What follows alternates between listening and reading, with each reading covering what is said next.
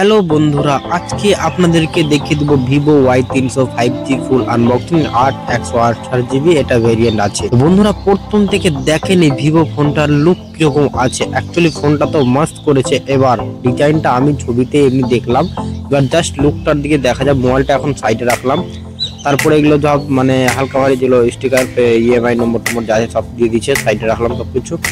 তারপরে এটা হচ্ছে ব্যাক কাভারটা হালকা একটু টেক্সচার যুক্ত ব্যাক কভার হবে। এর মধ্যে একটু সিরিজ কাগজে দেখতে পাওয়া যায় না, একটু টেক্সচার হালকা টেক্সচার, ওই মতো টেক্সচার যুক্ত ব্যাক কভার হবে। এগুলো সব জমিনের কাগজপত্র, মোবাইলের কাগজপত্র, ভিভোর ব্র্যান্ডিং এর সঙ্গে। এটা কেবলটা হবে type A to type C cable, আর কেবলের কোয়ালিটি ডিসেন্ট চলবে, মোটামুটি কোয়ালিটি ভালো। আর এগুলো কেবল তো একটা নিয়ে অনেকদিন চলে যায়। Type A to type C cable সাইডে রাখলাম। হলো সিমুলেটর পিন বন্ধুরা, সিমুলেটর পিন দেখেন, এটা পিনটাও মানে শেপটা একবারে গোল শেপের ভিতরে। এবার দেখেন বন্ধুরা চার্জার এটা হলো 80 ওয়াট ফাস্ট চার্জার। বন্ধুরা এটা হলো ফোন ভিভো Y300। তো ফোনের লুকটা দেখে বাইরের থেকেই মাস্ত লাগছে, তো ওয়াও সেই সেরা একবারে।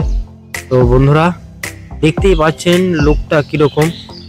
লুকটা অ্যাকচুয়ালি হাতে নিলে অবশ্য বুঝতে পারা যাবে, একটু প্রিমিয়াম মনে হচ্ছে। এবং নিচের দিকে ওয়ারা লাইট। এই ফোনটার মেন ক্যামেরা হবে যেটা 50 মেগাপিক্সেল সোনি IMX 8f2 অ্যাপারচারের সঙ্গে প্রফেশনাল পোর্ট্রেট ক্যামেরা, যেটা ভিভো প্লাস 2 মেগাপিক্সেল।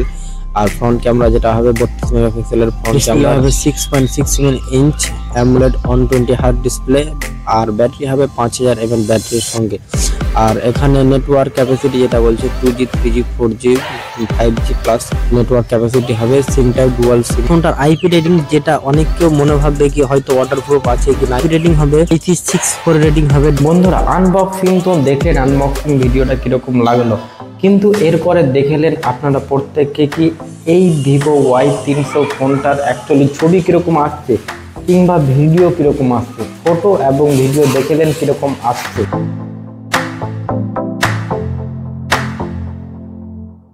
হ্যালো বন্ধুরা, এটা হচ্ছে ভিভো Y300 5G এর সেলফি ভিডিও রেকর্ডার, এবং রাত্রের টাইমে কীরকম ভিডিও রেকর্ড হচ্ছে বুঝতে পারবে। এবং এই ফোন থেকে অডিও কোয়ালিটিও নেওয়া হচ্ছে, অডিও কোয়ালিটি কীরকম আসছে দেখেও তো বুঝতে পারবেন। এই এক্সপোজ এবং দেখুন actually camera quality amazing, camera quality কীরকম লাগছে প্রত্যেকে রাত্রে করে বিশেষ করে অবশ্য বুঝতে পারবেন। তো দেখেন। আর বন্ধুরা আর যারা মনে ভাবছেন কি এই ফোনটা নিব, তো এই ফোনটা নিতে গেলে অত্যন্ত পক্ষে এই কয়েকটা জিনিস মাথাতে রেখে নিতে হবে।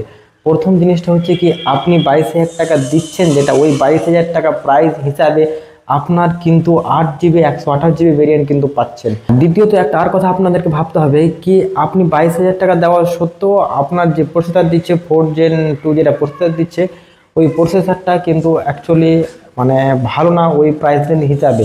22,000 এখন বাজেটটা অনেক, ওই প্রাইস রেঞ্জ হিসাবে অনেক ভালো ভালো ফোন পাওয়া যায়, ওই রেঞ্জে অনেক পারফরমেন্স যুক্ত ফোন পাওয়া যায়।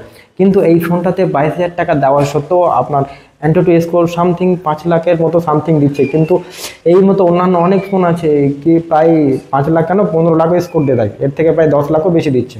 কিন্তু ওই প্রাইস রেঞ্জটা ভাবলে গেলে অনেক কম মানে পারফরমেন্স পাচ্ছেন আপনার 22,000 টাকা বাজেটে। আর 3 নম্বর হলো কি আপনি 22,000 টাকা দিচ্ছেন, দেওয়া সত্ত্বেও অ্যান্ড্রয়েড ভার্সন 14 থেকে আপনার স্টার্ট, মানে ফোন নতুন নেওয়ার পর ফোন ওপেন করবে কিন্তু আপনাকে একটু পুরাতন ফিল হবে।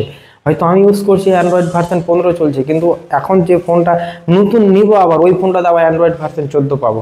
অ্যান্ড্রয়েড 15 সঙ্গে এই ফোনটা আসে না বক্সের সঙ্গে, এটা একটা খারাপ দিক। তা বাদে আপনি ফোন নিলে নিতে পারেন।